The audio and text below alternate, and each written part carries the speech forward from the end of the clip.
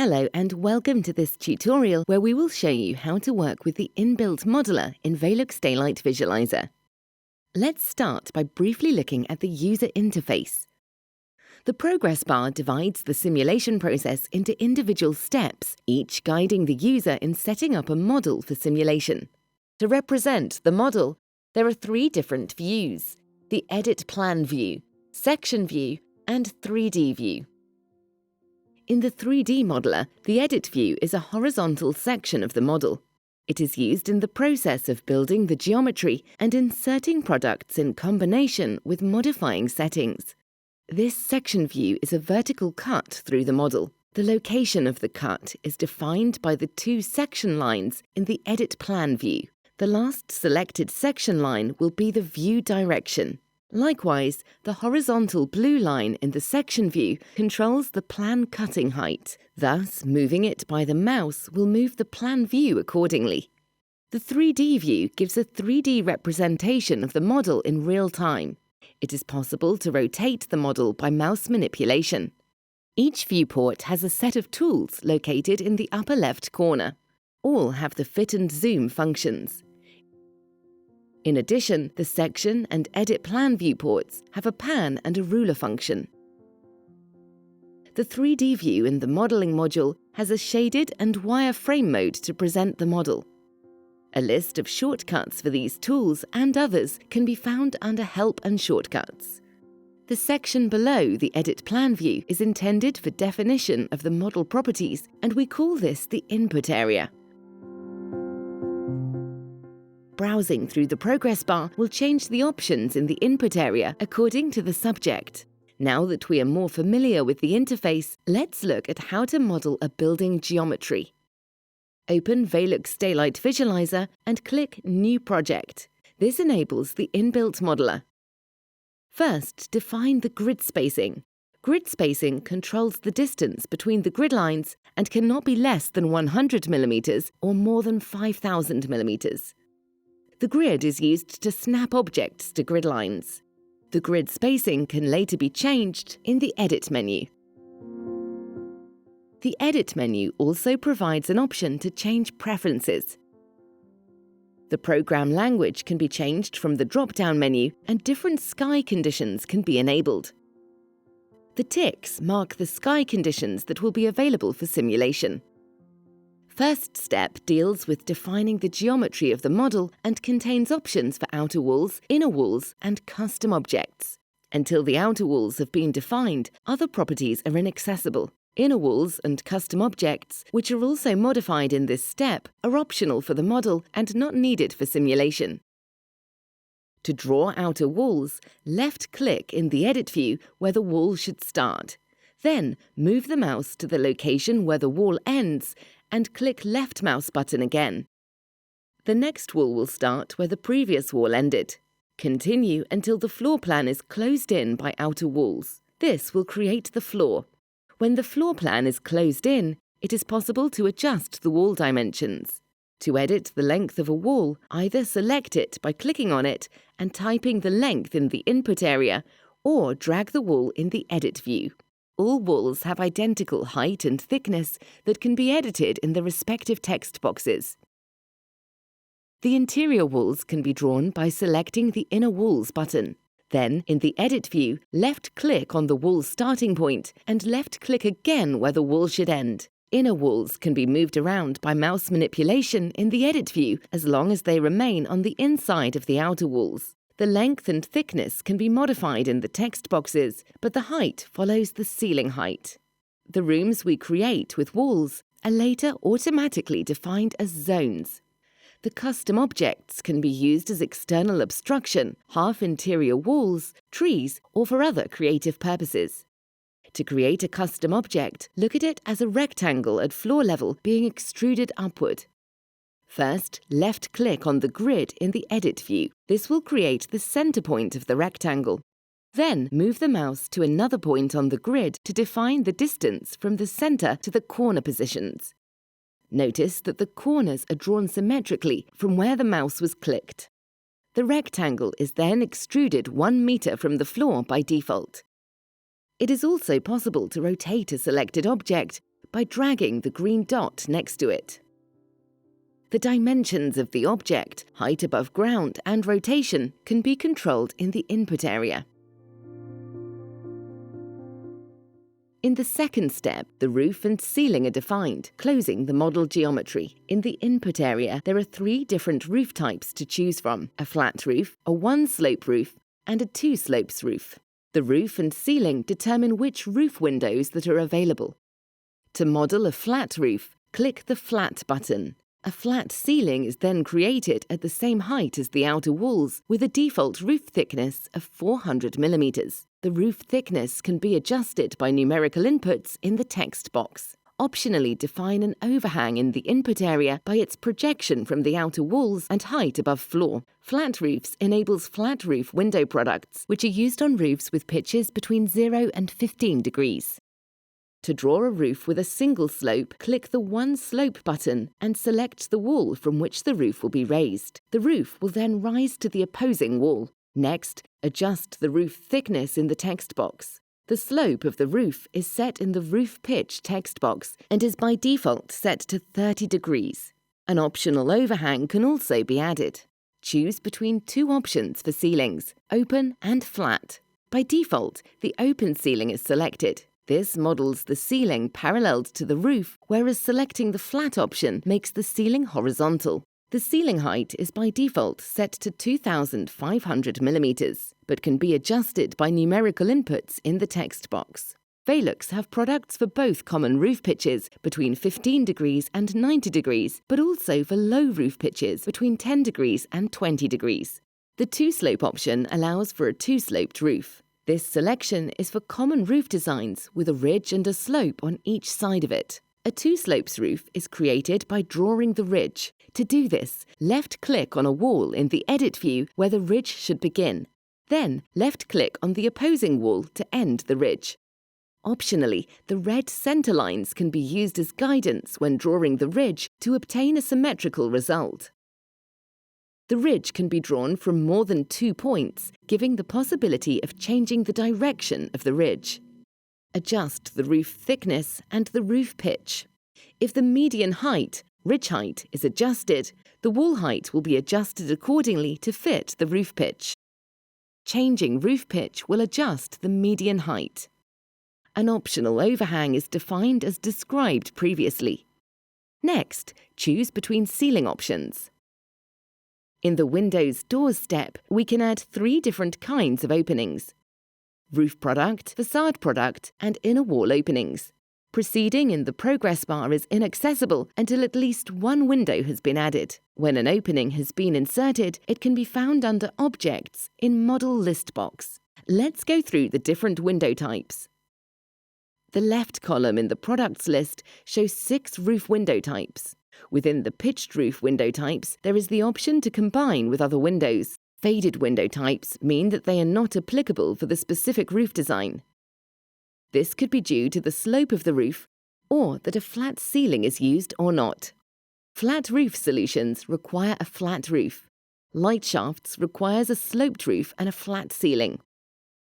The remaining windows requires a sloped roof and open ceiling. In the right column, the product description gives details about feasible roof pitch changes and operation of the window. Select window dimensions from the drop-down list, choosing lining properties, and then click OK. The chosen window will now appear in the plan view as a red or green rectangle, depending on the position of the window. If the position is invalid, it is coloured red. Valid location of the window is illustrated by a green colour and blue when deselected.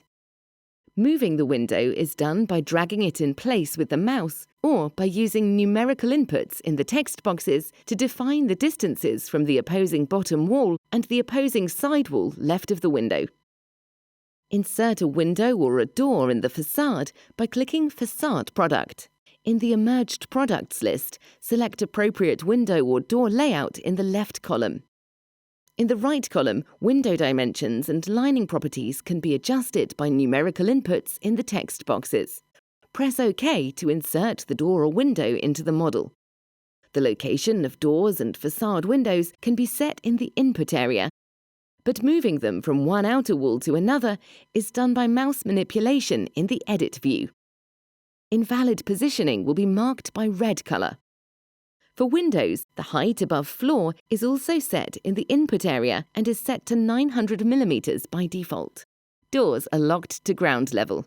Creating holes in internal partitions is done by selecting Inner Wall Opening. The hole will be created in one of the inner walls and can be moved around by mouse manipulation. The dimensions and height above floor can be adjusted in the input area.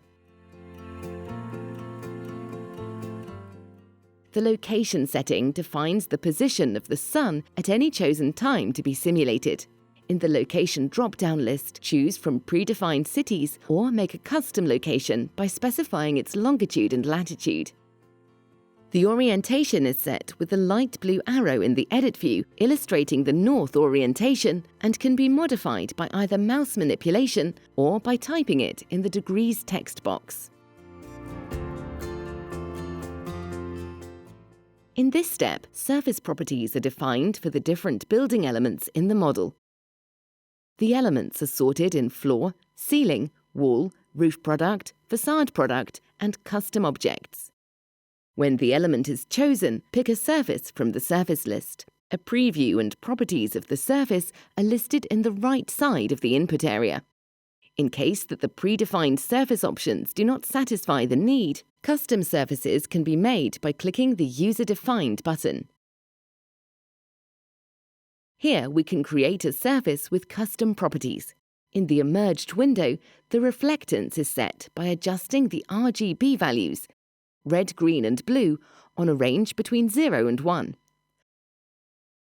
The red, green and blue channels are weighted differently when determining the overall reflectance of a surface, which is why we often use a grayscale when working with daylight simulations. With grayscale, we can assign the same value to both red, green and blue, and thereby determine the overall reflectance. For example, if we want the walls to have a reflectance of 50%, we can simply write 0.5 in both red, green and blue. The floor element has a texture option that enables the use of JPEG files on the surface. The Use checkbox should be unchecked if textures are not used. The light transmittance for the window panes can also be adjusted, either by selecting one of the predefined values or by opening the user-defined options. The visual transmittance ranges from 0 to 1, where the pane is opaque at 0 and completely transparent at 1. The modeler has a range of furniture that can be used to create a more detailed environment for the simulation and give a sense of scale to the room. Click the Select Furniture button to open a list of products. In the left column, choose between home, office, and school furniture. In the right column, a preview of the selected furniture and color options are given.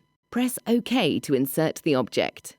Inserted furniture can be moved around by mouse manipulation and rotated in the Rotate Selected box in the input area, or by left-clicking the green dot.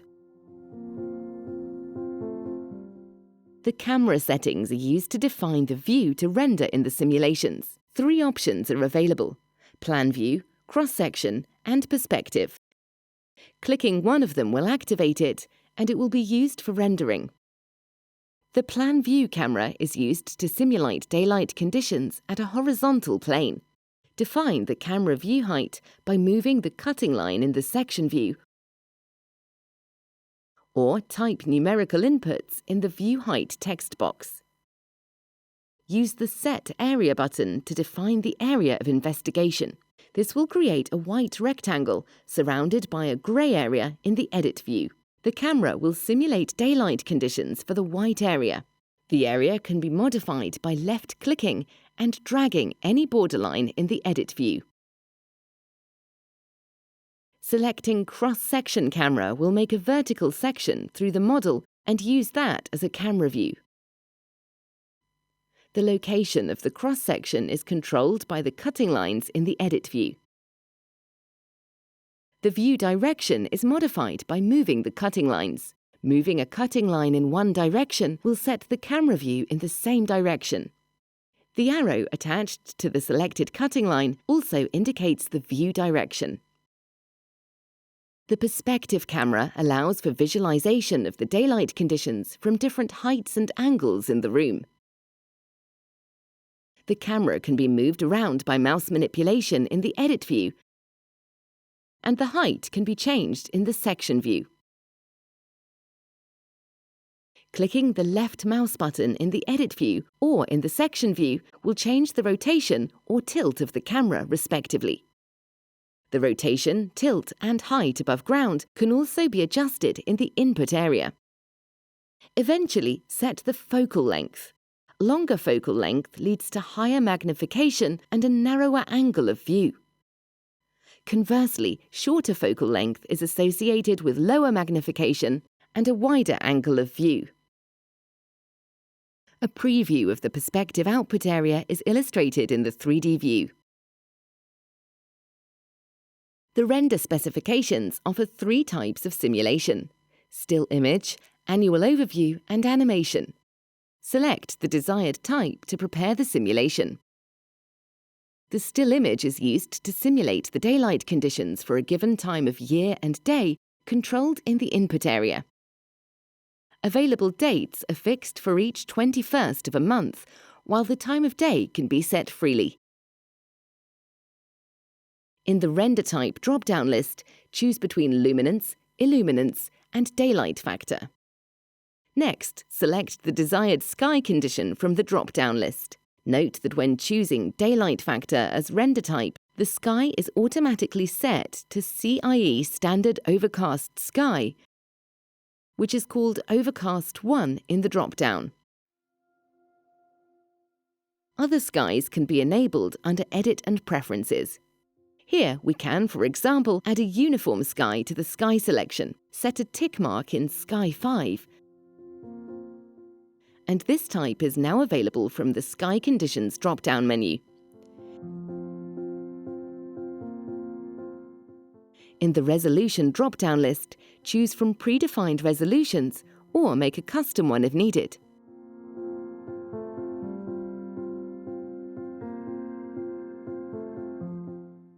Then, adjust the render quality by moving the slider. The higher resolution and better quality, the longer time to render. When the complete model and render settings are set, press the Render button in the input area to start the simulation. Using the Annual Overview option will generate 12 still image outputs, one output for the 21st of each month. The dates are fixed, but the time of day can be adjusted in the input area. Selecting animation, the user can make videos of the daylight conditions for a given period of day. Choose a date in the Time of Year drop-down list and set the period of day in time range.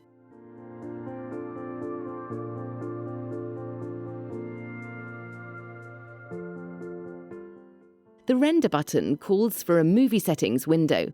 Here we can choose a name and location for the video result files. Then, in the Movie Settings, adjust the duration and frame rate of the video. A duration of 10 seconds and frame rate of 15 frames per second will generate 150 frames. Optionally, modify the exposure. Press OK when you are ready to start the simulation.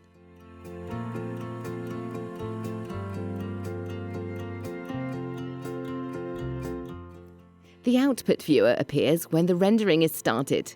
In the black area of the window, it generates a graphical output that represents the results. The area below presents simulation information, including the location, time of day, orientation, and the weather conditions. It also gives options for the visual representation. In the input area, choose between false color and ISO contour lines to present the daylight conditions of the environment. Then adjust the minimum and maximum values in the text box below the respective presentation. It is possible to get information about the daylight conditions at a specific location by right-clicking on the graphical output. An average value of a user-specified area can also be obtained by clicking and holding the left mouse button on the graphical output and drag the area with the mouse. Optionally, hold the Shift button and left-click to create an area of investigation. The areas contain multiple daylight statistics which can be viewed by hovering over the area with the mouse. Optionally, use the exposure slider to adjust the brightness of the graphical output.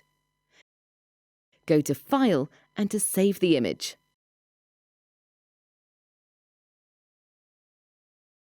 As mentioned in the beginning of the video, rooms that are enclosed by walls will automatically be used as zones. Following the suggestions in the European norm, the zones are horizontal planes 850 mm above the relevant floor area and 500 mm from the nearest walls.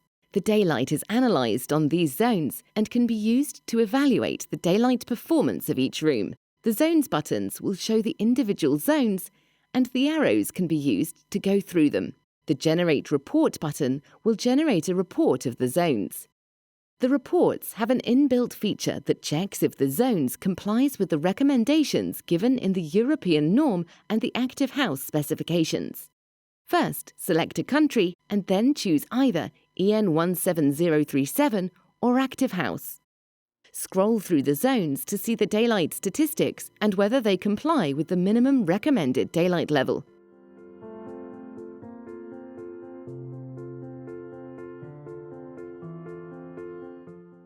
This concludes our tutorial on how to use the inbuilt modeler in VELUX Daylight Visualizer.